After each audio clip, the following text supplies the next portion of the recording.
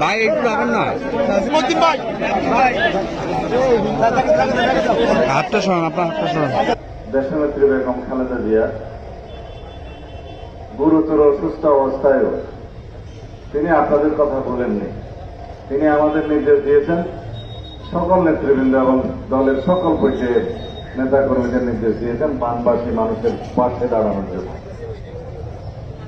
একজন তারেক রহমান আমাদেরকে সরাসরি নির্দেশনা দিয়েছেন আগামীকালকের মধ্যেই সকল নেতা কর্মী যেন বানবাসী মানুষের পক্ষে দাঁড়ায়, পাশে দাঁড়ায়, সহযোগিতা করে, উদ্ধার করে এবং পুনর্বাসন করে। আমরা সেই নির্দেশনা পেয়ে এই বন্যা উপদ্রুত এলাকা দেখতে এসে আপনাদের পাশে দাঁড়াচ্ছি।